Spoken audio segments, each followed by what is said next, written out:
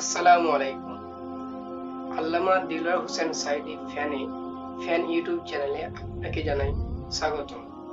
আজকের এই ভিডিওতে আল্লামা দিলওয়ার হোসেন সাঈদীর সংক্ষিপ্ত জীবনী নিয়ে আলোচনা করব। সুতরাং ভিডিওটি স্কিপ না করে সম্পূর্ণ দেখতে থাকুন। আল্লামা দিলওয়ার হোসেন সাঈদী ছিলেন একজন বাংলাদেশি পণ্ডিত এবং বক্তা, গবেষক এবং জাতীয় পার্লামেন্টের একজন সদস্য।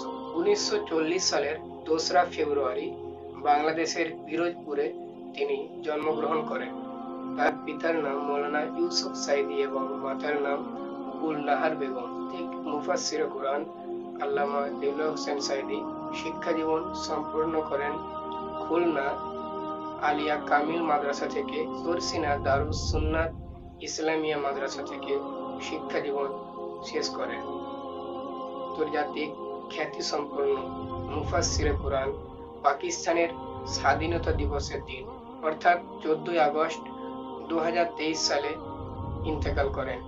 তার ইন্তেকালে এক শোক নেমে এসেছে সারা দুনিয়াতে।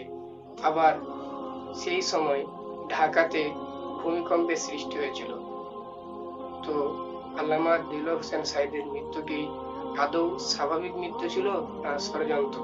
যদি এ বিষয়ে একটি ভিডিও চান অবশ্যই আমাকে কমেন্ট করে জানাবেন।